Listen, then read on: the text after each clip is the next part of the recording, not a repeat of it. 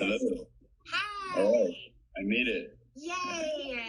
Okay. Thank you so much for being here. I don't know if you heard me rambling on for a few minutes, but thank you for being here. And I really I shared a little bit about, I didn't give any details about your journey, just how much you inspire me and what an incredible person that you are. And I think that you giving the audience your story coming from you is it's just going to be the most impactful. So before we dive into that, I just want to say thank you. People are really Thank you. People also love your style and your glasses. Yeah, I saw that. I know, well, had I known that the sartorial comments would be fast flying, I would have upped my game with some different specs, but hopefully they're okay. No, they're awesome. I love it. And by the way, you guys, Josh also has the best sense of style. You know, I'll see what he's doing and I'm like, oh, I need to get a stylist and like step up my style game. So Likewise to you. So. I know you're so busy and just doing so many things and constantly creating for us. So thank you for being here. And yes, I would love if you could just introduce yourself to this community, some who are meeting you for the very first time. Great. Well, again, thank you for the opportunity to join this lovely and wonderful time with you. You know, we've struck up quite a brilliant friendship and connection.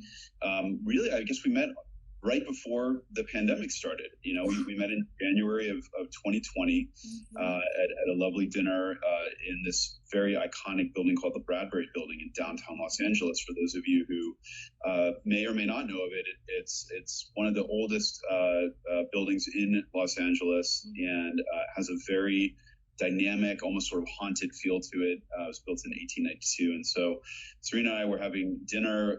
We sat next to each other and we struck up this fascinating conversation. And here we are, you know, it seems really a lifetime ago, right? It does. Obviously, like the last 14 months for everyone who's listening in, you know, has been nothing short of a transformational life experience, both good and bad, right? But I think, you know, as we talk about all of our journeys, I think, you know, in the last 14 months, if you haven't looked inwards and if you haven't really assessed what matters to you, then maybe that's 14 months wasted. And I hope and I think and I believe that most people have really looked deep inside themselves and will question what they want to do and what makes them happy, you know, and what things they may need to change. So it's been an incredible 14 months, and I've gotten to know you better over the last couple of months as the world has now slowly, yes. You know, it's maybe like a little crab on the beach or a hermit crab, like looking out. Yeah. Do I come out? I'm not sure, but we you know, over the last couple months, I think as people have obviously gotten, you know, hopefully most people are now getting vaccinated. You know, we're physically, emotionally, socially, professionally coming back out again. So thank you, because we've been able to spend some great time together over the last 6 or 8 weeks. So it's a pleasure to be on your show. Oh, yes. No, I mean, it's an honor, truly. And, you know, I think that the 3 words we chose to title this interview with there are 3 perfect words to describe you. You know, resiliency, kindness, leadership. I mean, you exemplify those 3 words, especially with how you navigated through 2020 and what you did for the members and what you did for the community. And so if you'd like to dive in there, you know, I think that there's so much that people can learn from you, not just from a place of an entrepreneur, but as I said, you have a journey that started well before you became now the CEO of CultureWorks, NeueHouse, and you know, everything that you're doing. That, yeah. If you're comfortable with, I would love for you to just share some insight. Yeah, absolutely. I mean, so what I'll do is let me talk a little bit about what the last year has been and how we've wrapped everything together and what we're doing. And then I'm going to tie it back to how and why we survived and how and why, you know, using certain life skills and certain discipline from a personal perspective, I was able to navigate through this. And it does go back to my personal past and some of the life experiences that I went through when I was much younger. Really, obviously I didn't know it at the time, but really set me up to be able to pull off what we pulled off, and to do it with a sense of, again, resiliency, kindness, and leadership. So let me sort of start from now, and then I'll work back. So, I mean, basically, I run. I'm the CEO of a private members club and workspace for the creative community in Los Angeles, New York, and soon Miami, called NeueHouse. NeueHouse has been around going on about 9 years now. I came in as CEO a couple of years ago in November 2018, and I was really attracted to the aspects of its focus on the creative community, of facilitating high-performance creative individuals, whether they were established or just sort of starting out, but going on their own journey from the creative perspective. And really helping these individuals or companies to work from, to network within, and to socialize within these fabulous and amazing and iconic clubhouses called NeueHouse. One is in Hollywood, one's now in Bradbury, and one, the original one's in New York. What attracted me to the opportunity was the sense of community. And the reason why I'm saying this is that, again, we'll come full circle on the story, but the that sense of community, that sense of giving to others, that sense of really trying to help people find those high performance moments, or connect people to the right ideas or the right partners or the right friends, and I think right now more than ever, I think we all need friends. We at NeueHouse and our deeply committed team, who are just totally fantastic and amazing individuals themselves, we've worked really hard the last year to double down on what our mission is and what our vision is with respect to the creative community. Those missions and the vision really is wrapped around the sense of generosity, kindness, authenticity, and generosity. And I think sort of what better way to think about that in this tough year that we've all had. And that's why we survived. So like many hospitality businesses or other leisure retail concepts, business concepts in the last year, it obviously was incredibly challenging for us. And so because we're always thinking about what's happening and what's going on in the markets and what's new, what's creative, we ourselves as a company actually acted very much like a NeueHouse member. We did a big pivot. We did a big creative pivot halfway through COVID. So in October of 2020, we just announced it last week, but we really worked on it from October. We actually merged together with the world's largest photography museum called Fotografiska. Now you may ask, well, I don't understand what is a private members club and a workspace and a creative community? What does it have to do with photography? Well, actually, if you look at what Fotografiska had created over its 10-year lifespan in Stockholm and New York, it had created as well an incredibly interesting creative and artistic community wrapped around the moments of art, photography, media, and then bringing everyone together within these incredible, iconic buildings. And so these two companies actually really were almost like siblings separated at birth that had come together. And it was really a special moment to be able to find, again, like a long-lost sibling or a long-lost friend, and reunite. And that's what we did. And we were able to merge together to not only save both companies, but actually rocket fuel them to this other layer of success and really creating these dual track creative communities now globally. So we announced that the merger a couple weeks back.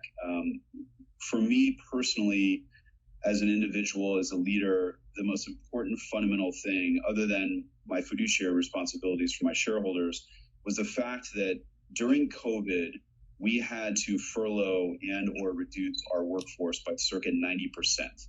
And we were able to hire back with this merger and with what's happened in the markets the last couple months with the vaccines. We've been able to hire back over 350 people collectively across all the units. And for me, that's a success. I think in these last 12, 14 months, you have to stop asking yourself, what is my career looking like? And that's important, of course. ask yourself, sort of, what am I trying to accomplish? Yes. Yes.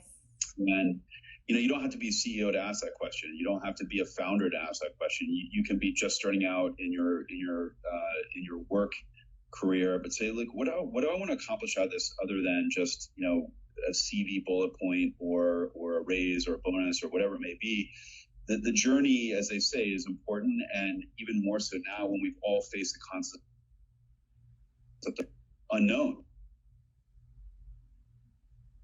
in the last year. I mean, more unknown than I think any of us in our generation has faced. Obviously, going back to Vietnam War, World War II, or the Spanish pandemic, that's a different story, much bigger scale. But for our generation, this obviously has been the most trying, emotional, and spiritual time for most people. And so we asked that of ourselves in our company, and we said, what do we want to accomplish besides just getting through this? And that's what has been born, this concept of CultureWorks, which is this culture-based platform to support, enable, foster, and grow creative-based companies, platforms, and communities. And that's where we are today. And so we've made this really interesting, I almost call it like a river. The river has found its ocean, and we're now going out this big sort of confluence of moments into this big blue ocean ahead of us. And it's something that is incredibly inspiring and deeply it gives me a sense of just humble pride, to be able to sit back. And by the way, if it all ended tomorrow and I get hit by a bus, I'll look back and say, look, we saved a lot of jobs. Mm-hmm. We were able to save a lot of relationships as well. We feel we always did the right thing, and that to me is it's sort of a spiritual or elegant sense of leadership, because we use that sense of resiliency. We use that sense of also balancing resiliency and determination with kindness to get through the negotiations with various counterparties, to work with our employees who sometimes didn't fully understand what was truly happening out there, and to try to do the right thing, all the time. And I think we did do the right thing. I mean, obviously, there are some people that did lose their jobs, but, on the order of magnitude of saving jobs and rehabilitating careers, whether it was with us or if people went on to other places where we helped them find jobs, I think it was something that, really, really resonates with me in terms of what we were able to do over the last 12 months or so. Yes, no, I mean, it's beautiful. And thank you for kind of detailing out the past year and what you guys have done. And I mean, I know that obviously, but it's so helpful for the community. And I think that one thing that you said that's so important is that you don't need to be a CEO of a big company or a small company to just really take a step and reflect and lean towards compassion and kindness, and, as you said, generosity, and look to see, like, what more could you be doing? Like, what are you here for? What is it that you can do to contribute, to impact? What's the bigger picture, and how can you add to that? And I think that anyone that has truly thrived and been able to do a pivot in the past 14 months, that seems to be, that's the running theme. That was definitely the theme for us. Throughout 2020 was just, okay, so what can we do to serve? How can we help our community and the world that we touch? How can we help? What can we do more to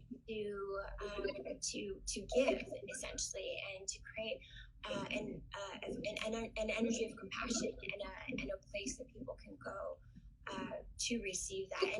And you've basically done the same thing, but in your businesses way, and it's translated very, very well. And so I just love that you're reminding people that you don't have to have a big business with 300 employees. It's just something that you kind of have to tune into yourself, and you can create something like that. So thank you. Yeah, I mean, I think America especially, I think it's a little less focused in Europe and in Asia because of certain cultural, religious, and societal backgrounds that maybe focus a little more on the community and or the organization, as opposed to America is very, person or sort of people centric or career centric. But there are these quiet moments that hopefully people can reflect upon where, being a hero, being CEO, being big, bigger, biggering, right? As the Lorax would say, and Dr. Seuss, like we don't need to be biggering all the time. We don't need to, thinking of like what you do, even if you are just a solo practitioner, a solo entrepreneur, or you're again just starting out, which I for me, especially as I get older, I get more intrigued by, what are the first 10 years of someone's sort of, whatever you want to call it, post-university or post-practitioner time. You can take these moments of grace and these moments of practice, even if you're alone or you're just starting out, and just it's one step at a time, and you will find that it prepares you for for example, what has happened this last year, right? If you put in the work mentally, intellectually, emotionally, spiritually, and physically, it prepares you for the unknown, and the unknown has absolutely seized us this year. And some people didn't make it. Some people physically didn't make it due to COVID. Some people physically didn't make it because they weren't able to process and manage through this, and a lot of people mentally did not have the tools or the support or the fortitude or the resiliency to navigate through this. So we're seeing across the board incidents of burnout, incidents of substance abuse, incidents of mental health issues, on suicide. All these things are skyrocketing, and we as leaders in what we do, or whoever's listening or watching this, what we can do in these micro moments to assist and to facilitate people trying to get their feet back on the ground again, whether it's a big moment or small moment, is really important. We've been doing these micro programming events at NeueHouse and at Fotografisca, where instead of previously doing 1,000-person events, we're doing 25-person events, or 50%, and small moments where it's just so good to get people back together, and just to witness and to help people that are on unsteady footing, and sometimes literally, like, how do we all react after not seeing people for a year or not hugging people for a year? We're all, I think, human beings are animals, and we are social animals. And, a lot of us have forgot how to touch or forgot how to interact. And so having that support for yourself first, and then those around you, I think is really important as we navigate through not only the last 14 months, but, what still will be most certainly, I think in the next 3 to 12 months. I think we'll get there, but it's still quite slow. Yeah, no, it's so true. And I think that people understand what compassion is. They understand what kindness is. Clearly, they understand what leadership looks like. But people, how do you tap into resiliency? Like for you, where did you draw that from? I know where I draw my energy from, if that's something I have to tap into. But I think that's what a lot of people struggle with, especially with the vast unknown that is life now, right? It's just like, how do you tap into finding strength within yourself, and how do you tap into being resilient? And it sounds almost like a silly question, but it's that missing piece. And I think that people sort of draw from other people's experiences to kind of figure out how to navigate their own. Yeah, look, I think, the last year, as I mentioned, has brought to the forefront moments of stress and pressure and the unknown. And I think everyone in their life has suffered from trauma or has suffered from, a great disappointment, great loss. And I personally have used that in my life I've mined that to allow the pain or the uncertainty to certainly be a part of who I am, but then to take that, to learn from it, and then to push forward in what I'm doing in my life. And, that goes to, and that's why I sort of told the NeueHouse story first, because I think, using the tools that you have amassed over your lifetime, again, whether you're 20 years old or 18 years old listening to this, or 85 years old, or anywhere in between, it's remembering the tools that you've developed over time. And I think now more than ever, those tools are vitally important, not only for survival, but then to thrive as we come out of this. So my personal journey, which I do talk about it publicly, I'm not I used to not always talk about it, but I feel that it is part of who I am. But, I look back on what was a big loss in my life when I was 19. My parents passed away, and it was under a very unfortunate, unusual, tragic circumstances where my father actually murdered my mother and then committed suicide.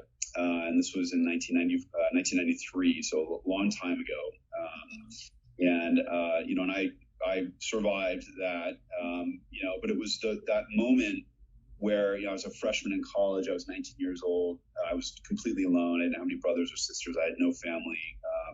I think I inherited like $12,000 or $10,000. So I was poor. I was alone. And I was sitting in the hotel room the night that it happened because I was under police protection. And I looked in the mirror and I sort of squared my shoulders and I said, look, this is absolutely like a complete black or white situation. You're either going to thrive coming out of this and take this and sort of lead your life into the concept of the fact that we have one wild and precious life. Let's go live that life. Or, the other avenue is let that trauma or let this disappointment or let this loss define you for who you are, and let that disappointment define you instead of inspire you.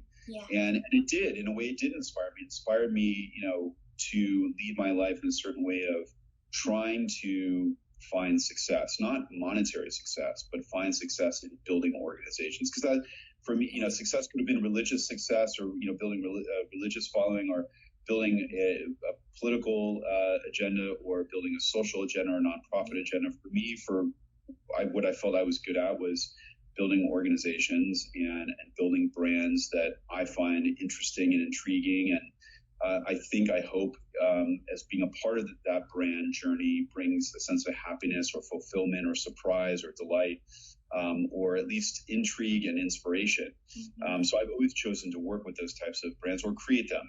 And I've been lucky to have been a part of a couple really interesting brands that have been created in the hospitality space, and been in from sort of day one or day two in that.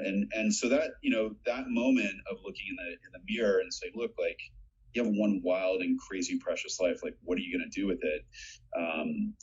Which incidentally, where I went to business school is one of the mottos, and it was funny because I'd always thought that, and then I was reading about where to go to school, and I saw this motto, which is just great. It's sort of a great motto, and I definitely have taken that on, over the last 3 decades now, at the age of, can't believe I'd say it, but at the age of 47, going through almost, 30 years.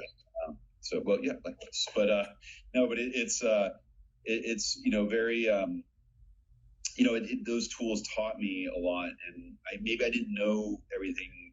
I didn't appreciate the tools at the time. And I think that's another good learning point, which is there are things that happen to you in a negative way. This year has been very tough.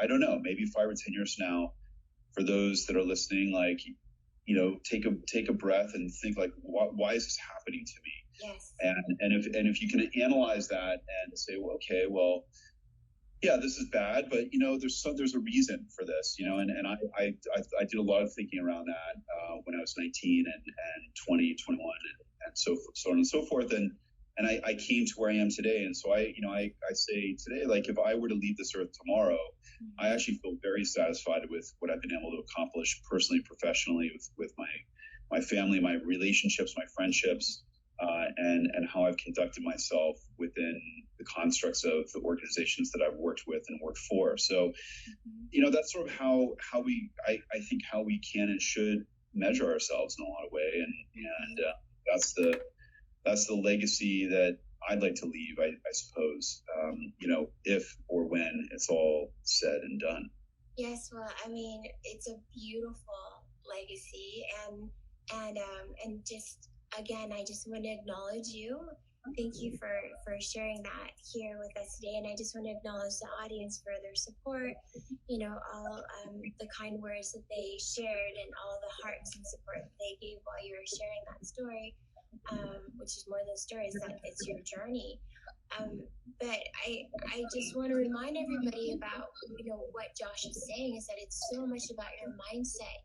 You can let these moments and these challenges define you, or you can draw inspiration from it. And even if you don't know necessarily why something is happening in the moment, to know that there is a reason beyond what's right in front of you, right?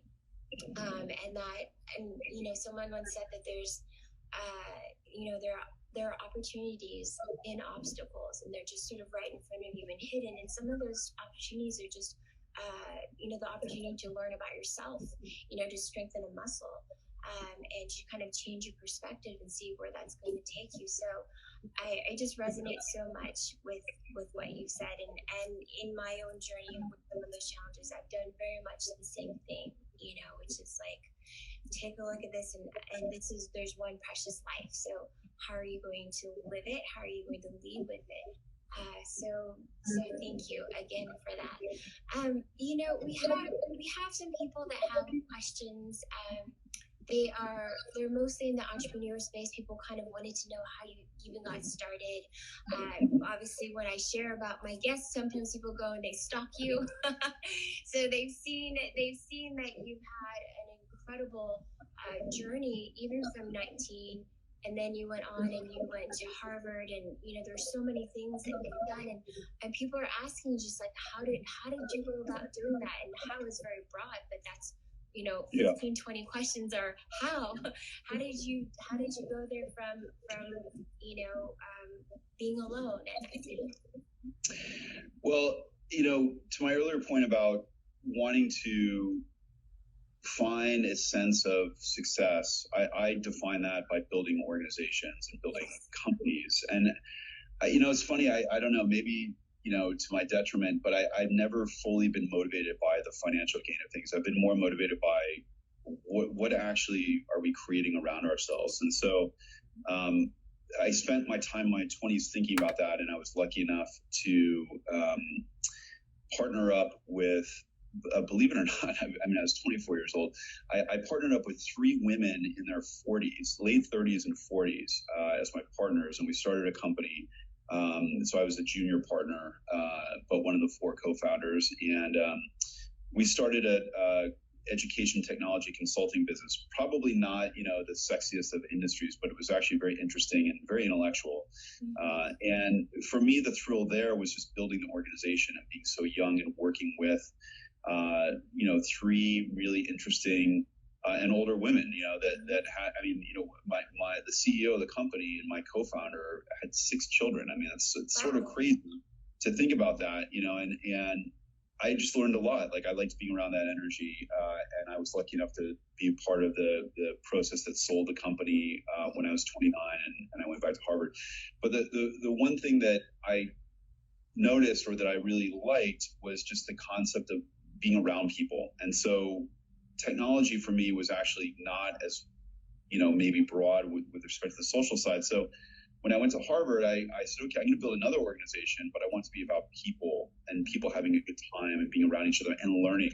And that, to me, the definition of, really being inspired and learning something new, I think, is really important in one's life. And so I was intrigued by the hotel industry because I felt that it was such a social industry, but yet very creative, but yet also very stale in a lot of ways. And so, this is interesting for disruption. And so coming out of Harvard, I really focused on that. I was lucky enough to find a financial backer and a mentor who really, supported me for 10 years. And we built together and with other partners this brand called Generator, which became the world's largest design-driven hostel concept. And in one respect, it doesn't actually sound that interesting, but it actually is totally fascinating, because if you think about it, when you're 18 years old to say 28 years old, and we created this before the word millennial existed. The word millennial did not exist in 2006 when I came up with this idea. And, we built it to 12 countries and, over 3 million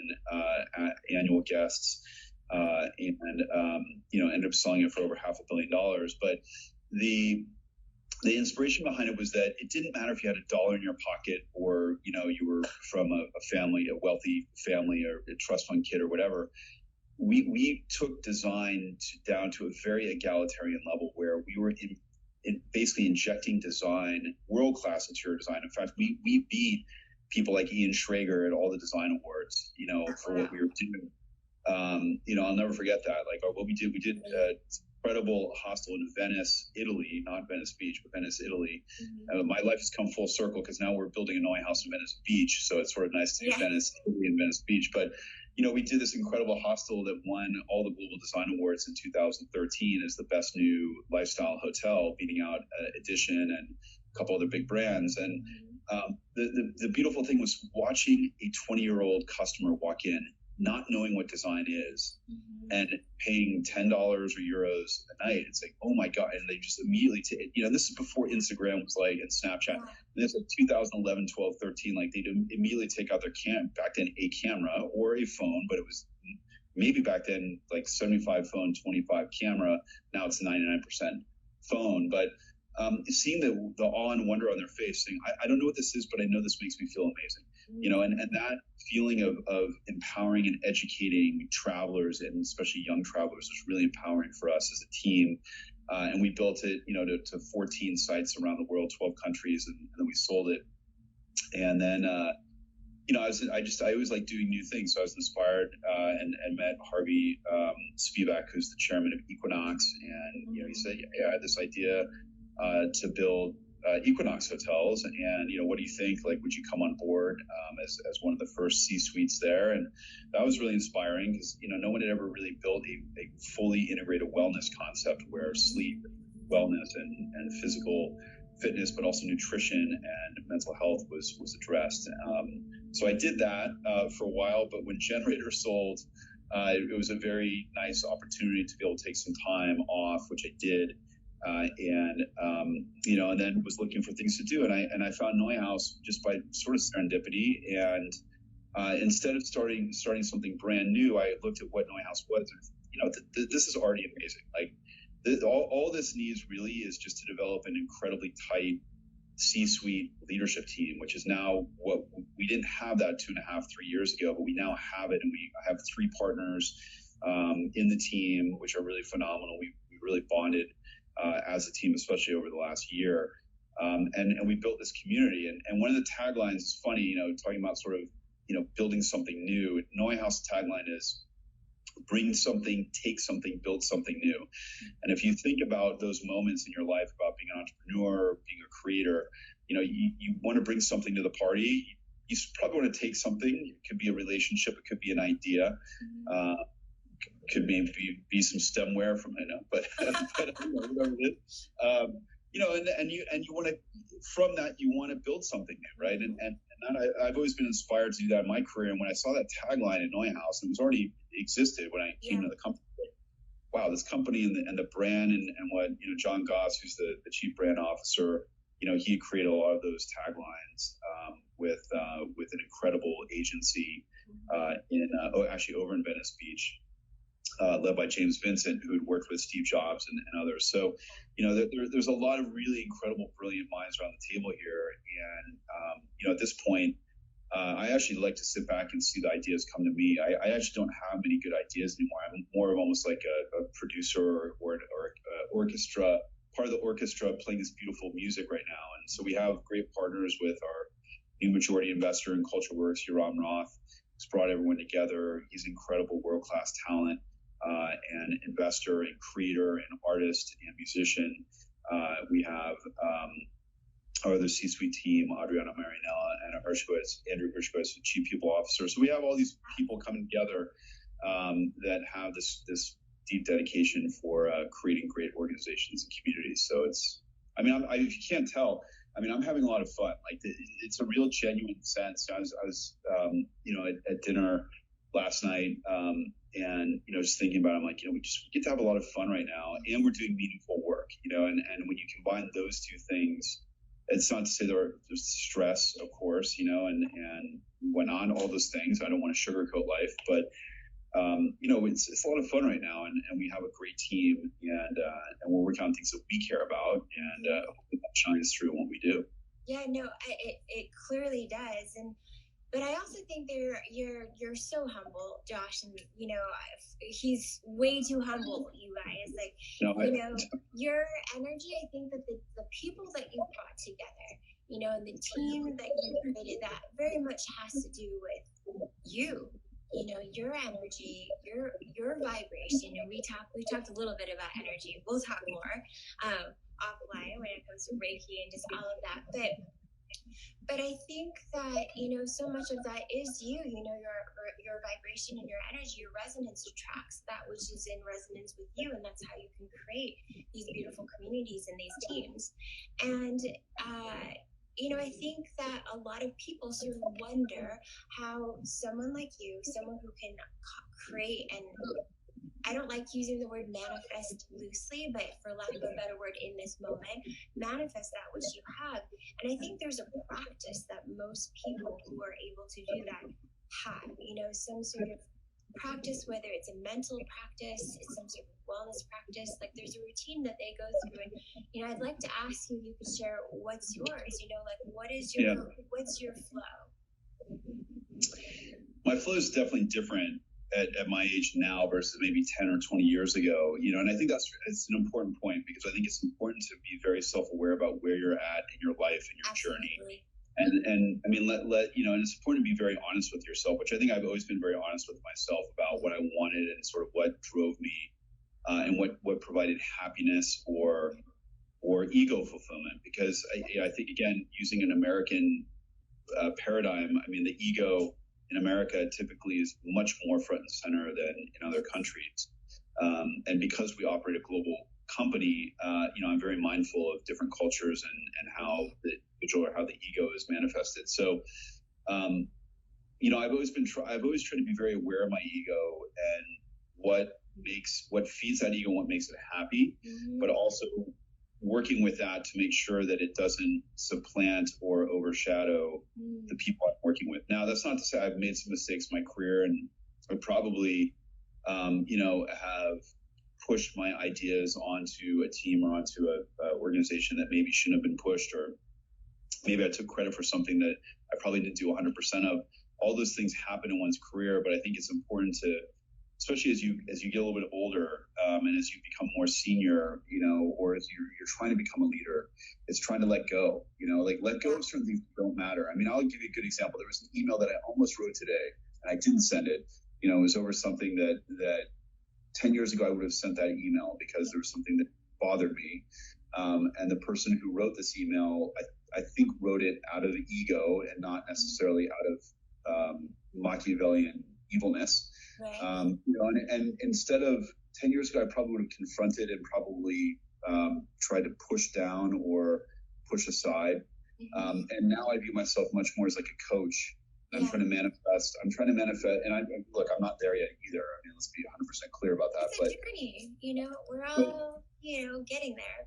Yeah, we're all getting there. And I think, so I think it's really, trying to work with others to get the best out of them, but also trying to bring what you have to the table and working within that team construct. And I think that it's hard for a lot of Americans to do that. It was hard for me to do it when I was younger.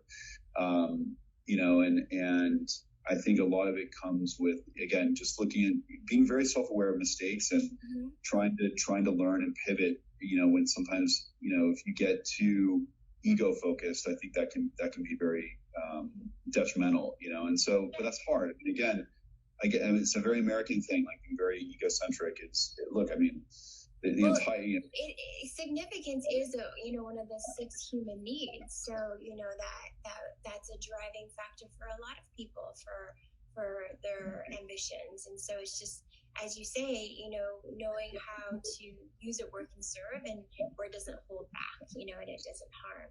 Yeah, I mean, it's interesting. We, on our team at CultureWorks, and again, I'll use John Doss as an example as our chief brand officer, but I sort of study how he leads. It's interesting. He was in a band, right? So he played guitar, I believe, or bass. I think it was guitar. But my point is that if you see people who play in a band, they sort of get it, right? And one of my pandemic pastimes has been to watch old concerts on YouTube.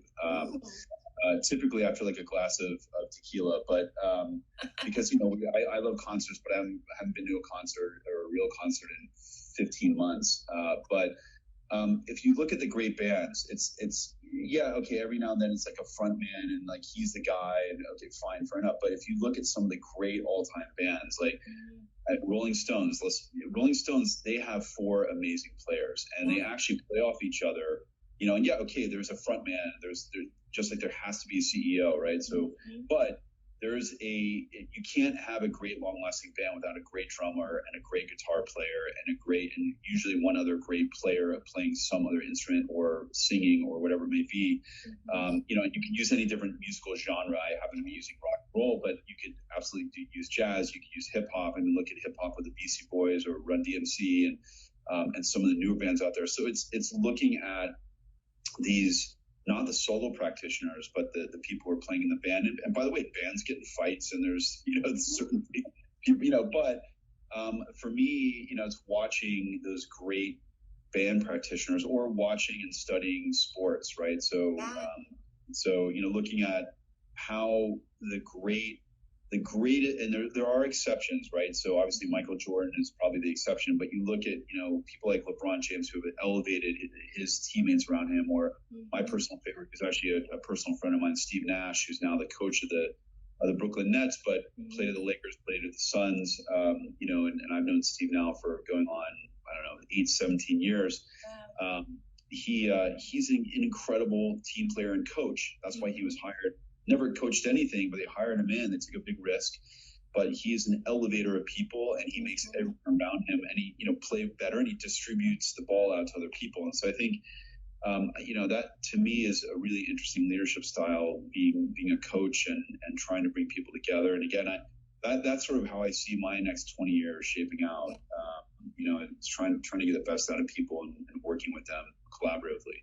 Yeah, well, I mean, you're definitely doing it well already, so ahead for the next 20 years. And just a good reminder again that it's always about collaboration, you know, working as a unit, as a team, whether it's a band, a sports team, in the kitchen. You know, I mean, I think as you're talking about the band, I'm thinking, it's just like a kitchen. You know, every single person in that kitchen, from the front of the house to the back of the house, the dishwasher, I mean, the head chef, every person's role is actually equally important to make the whole thing successful. So I just wanted to let you know that there are people that are saying you've given them confidence, you're inspiring the millennial community. That's a good win. Wow, okay, I like that. I'll take that. That's nice. That's great. Yeah. Well, I mean, what about, so for you personally, you know, do you have any like daily mindset practices that you go through?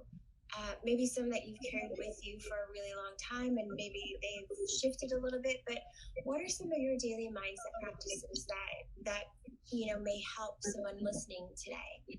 So, you know, it's a difficult question because it's such a personal question, in the sense that everyone, I think it's hard to talk to or to broadcast out onto other people what I think would be right for them. In fact, I'm not trained for it, you know, and I really don't have a point of view on it. But I'll say, I'll give you my own like little life hack, if you will, that has allowed me at my age to, I think, remain like pretty young at heart, and to remain, you know, at least for those around me, I think I give off good vibrational energy. You 100% usually. I get it from here. I get it in person. You're the best energy. But you know, it's gonna sound funny. It just works for me, and it's not. Look, I know it's probably not super elevated or very insightful, but I'm a really good sleeper. And before I go to sleep, and because we studied it when I was at Equinox, and I have a lot of gratitude towards Harvey Spivak, who was really focused on this. And at first I didn't really get it, but I looked back, I'm like, actually, for my whole life I've been a good sleeper. But then I learned some tricks at Equinox, and as we studied how to build the right hotel room and really focused on the 4 or 5 really key elements to sleep, I cannot emphasize enough the differentiator in performance in your life, both happiness, creativity, physicality, everything you do. Honestly, the difference, and this is backed up by data. I mean, this is not a qualitative, this is a hard quant reality, that if you can sleep 7 to 8 hours a night minimum, especially as you get older, it will absolutely prolong your life and it will make you a far more powerful individual. Now, there's the sort of what I call the macho, hey, Bill Clinton, I only slept 4 hours a night type of stuff. That's hogwash. Okay, I don't try to copy that. My former boss and mentor, when I did Generator and when I worked at Patriot Capital, he was one of those people. He slept 4 hours a night or 5 hours a night, and he was an incredible human being. But honestly, that's like a lottery ticket. That's like a 1 in a 10 million type of person. Most people cannot perform at that level. You are far better. Instead of like worrying about maybe like working out that extra day, like get an extra 2 hours of sleep, like don't push back when someone's like forcing you at work to be like, hey, you need to stay at work. And I mean, fortunately, I think that's one good side of COVID. That's changed a bit. But when someone's saying, hey, you got to get this thing done by midnight, you got to stay extra, honestly, like I would argue push back on that, because you're far better off really focusing on sleep. I clear my mind before I go to bed. I try to clear phones out of the room. I'm not always good at that, but I at least put my phone down away. I don't have my phone anywhere, under my pillow or on my bed. Sleeping in a dark area, cold, removing distraction, trying to not schedule meetings at 6 a.m. or 7 a.m. or 8 a.m.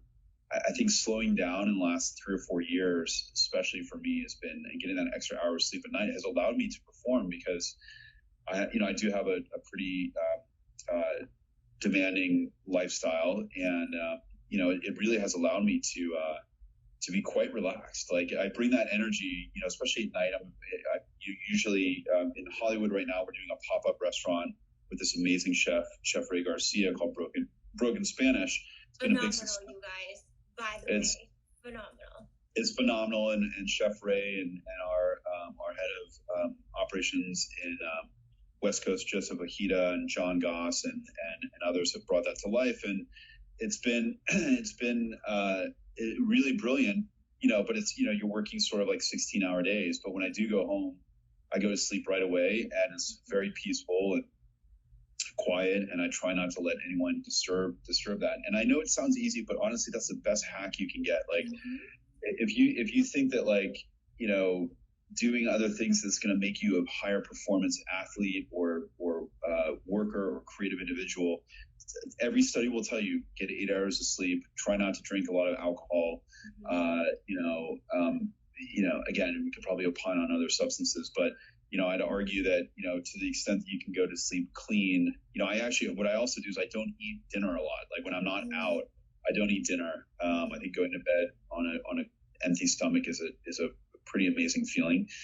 So the extent that even if you can only do that 2 days a week, and you just let your body rest, and you stop eating at 1 o'clock, you don't drink alcohol, and you go to bed at 8 or 9 o'clock at night, you sleep until 6 or 7 in the morning, I highly recommend it. It's great.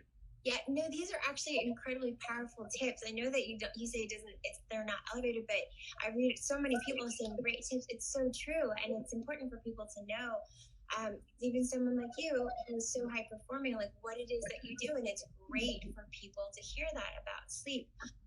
When people ask me for health tips, one of the things I talk about every time is hydration, which sounds so, again, not terribly elevated, very, very simplistic, but it's something that most people don't do enough of, and they forget how much our body needs to be well hydrated to function optimally. So you talk sleep, I talk water. It sounds really simple, but they're important reminders.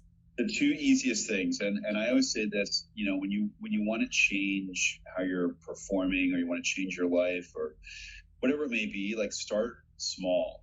I'm never, maybe I could do a little bit every now and then, but I'm not like a big cold turkey type of person. Yeah. So if I need to lose weight, or if I feel that there's times where I'm socializing, I'm probably drinking too many nights in a row. I just got to start small. Like just, if you're not getting enough sleep, like just take 2 nights, don't eat dinner for 2 nights of the week, and try that for a couple months and see how you feel. And I guarantee you'll probably weigh 2 or 3 pounds less, and you'll probably feel a lot better. And then expand to a third night, and then you'll see real change. That's when I really need to, when I feel I'm out of alignment, I still, because it's impossible for me not to go out, but I'll reduce my weekly sojourns to 3 nights a week, 4 nights a week, and then I'll have 3 nights of like total hermit lifestyle. Don't talk to anyone, phone down, reading, listening to a little jazz, and maybe have a nice cup of tea and go to bed at 8 o'clock at night. And it's fantastic. I highly recommend this. Yeah, I know, and that's great. And someone just said it's a great tips for World Health Day. Today's actually World Health Day, so those are perfect tips, and kind of a great way to really wrap this up because we're coming up to the hour. And for those of you that asked, yes, we will absolutely have a replay of this as we do for all of our guests. It'll be up in a couple weeks, couple days. So you don't have to take notes on everything that Josh said, because I know a lot of the times people come in and they're trying to take notes. But those are great tips, Josh. So really just appreciate you sharing, and appreciate you sharing everything that you have today. And it's great to see you. Yeah, it's great to see you. I know. Well, I'll be back in LA in a couple weeks, 10 days, something like that. So absolutely, it'd be great to see you. And for anyone listening, please get in touch about any questions or for WYATT or NeueHouse or anything. Yes, we did. We had some comments earlier.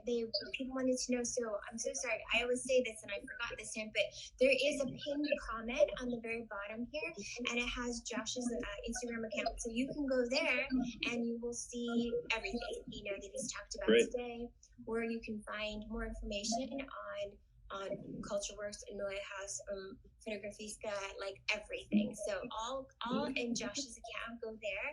And he's great with DMs too. So you guys have extra questions, then feel free. You can also message me as well.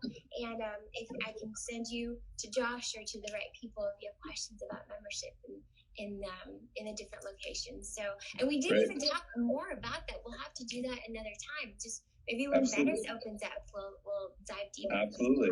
Yeah, absolutely. Yeah, Venice, we're going to open hopefully end of this year, if not maybe early 2022. And it's going to be phenomenal. Really, really special place. So very much looking forward to it. So excited. Okay, so we'll do something again then. And thank you guys so much for staying on. You guys are amazing, all 800 plus of you. And thank you so much, Josh. You're the best. I'll message you. Thank you. All right, have a great rest of your day. Okay, bye. Bye-bye.